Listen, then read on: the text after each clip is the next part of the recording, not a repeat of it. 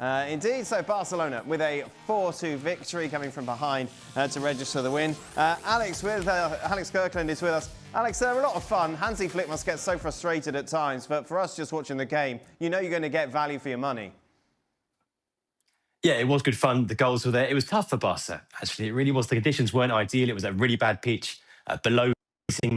They had to work at it. They went behind Barca. They shoot themselves in the foot sometimes with their defending. That's what must give the biggest headaches. The 2 goals they conceded here from set pieces, from corners, not well defended, but they've got that firepower at the other end. We saw that some brilliant goals you saw there from Fermin Lopez, who was the man of the match, and Dani Olmo, as you mentioned, just 2 minutes after coming off the bench.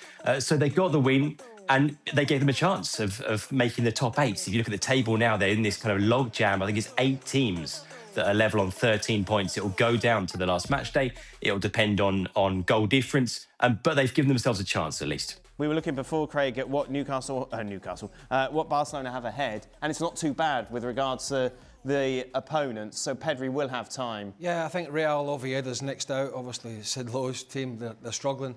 I think it's at home. Albacete in the Copa del Rey. I think they go to Mallorca. They've got Elche, who are a decent side. So it's not easy, particularly places like Elche, but doesn't look like a terrible run. And they've been able to compensate when De Jong or Pedri have been out this season at times. Eric Garcia's done a good job, for example. So I would imagine they're going to be okay, but a bit of a shame for Pedri. They're fun though, Stevie, aren't they, old Barca? I tell you, can you imagine if they go out and bought 2 proper centre-backs? Can you imagine how good this team would be? Yeah. Because right now, it's really it's an Achilles heel big time, and it's probably going to stop them winning the Champions League. But yeah, to watch, yes, please. Latest on Pedri, we're just discussing it. Is there anything you can tell us, Alex? Yeah, well, TV cameras picked him up limping away from the stadium afterwards. Hansi Flick was asked about it after the game. He said, "We don't know. It's too soon. He'll undergo tests." There are conflicting reports, as you mentioned, from journalists who are close to the team. Some saying this looks worrying, this looks a concern. Others saying maybe it isn't that bad. Basically, the bottom line is at this stage, nobody knows. It will depend on those tests that he'll undergo tomorrow.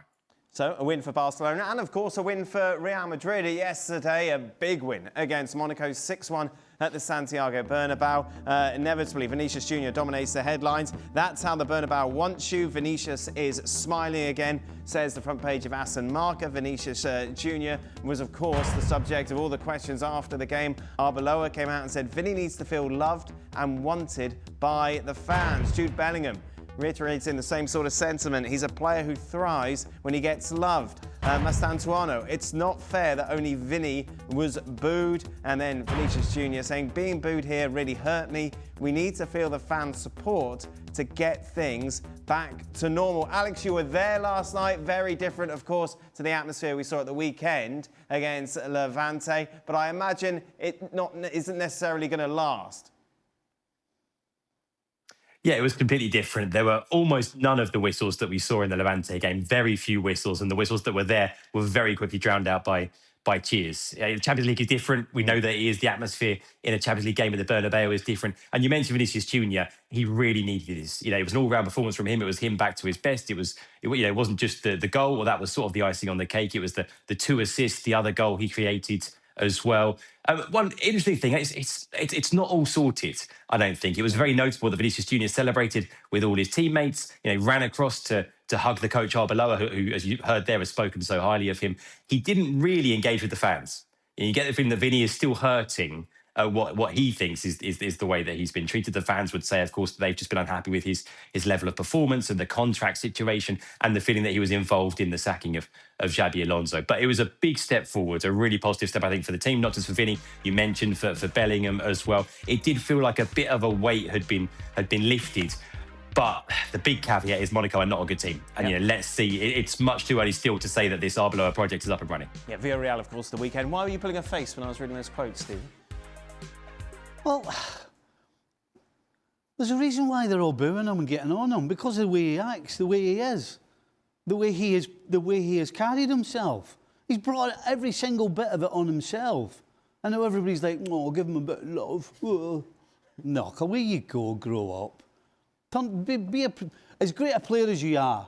You're unprofessional at too many occasions, and the fans whistling at you. You absolutely 100% deserved it. And the only way you get them off your back is by A, producing on the field and behaving properly. If he does that, he'll be fine. Alex, is that an opinion that's shared quite a lot in Spain?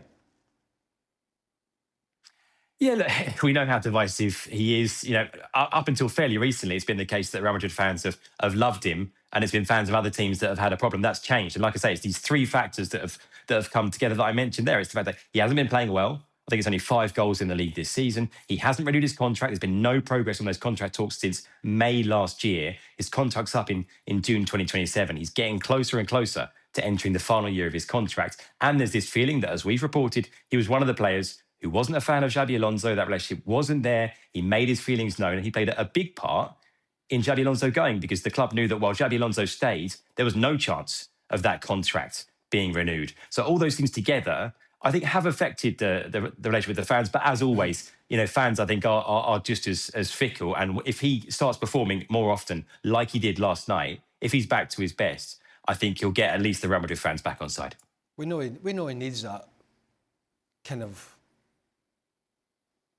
people fluffing him. You saw it with the Ballon d'Or, didn't you? Right.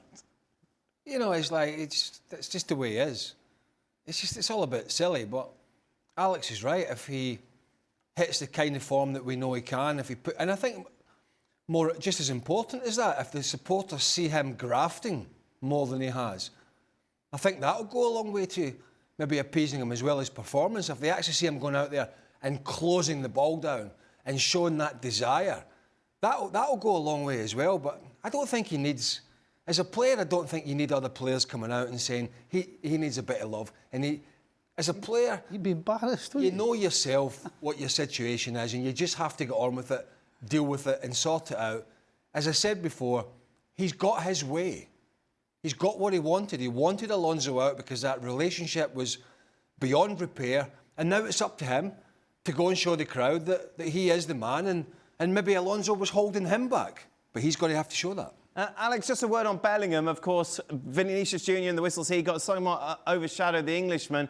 He celebrated his goal yesterday, of course, with the inevitable words, "I'm the only one who knows the truth."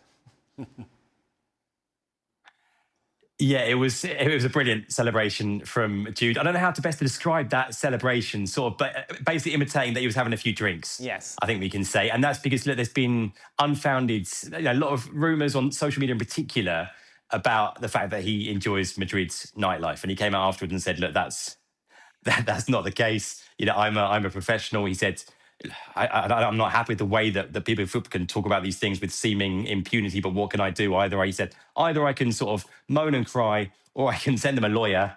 He said, or I can, try and have a laugh. And he said that celebration was trying to have a laugh. I mean, some fans have taken it maybe not exactly the right way, because Bellingham's another one who hasn't been performing in the last few months. I think some fans feel like, well, should you really be sort of joking around with a celebration when really you haven't been performing for the team? But no, it was a nice moment for Jude, and he's another one who needed it. He needed that because, like I say, he hasn't been at his best or anything like his best for a while now. So not as extreme a case as Vinícius, I don't think. But yeah, Bellingham needed that goal too, and the celebration. It'd have to be a cracking beard, glasses and false nose, wouldn't it?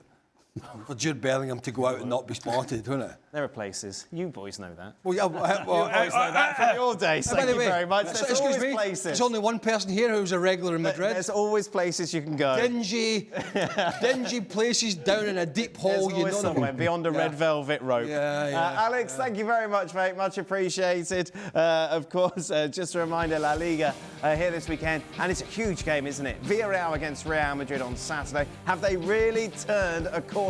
Get ready for this, or will they be sunk by the yellow submarine? 2:30 Eastern.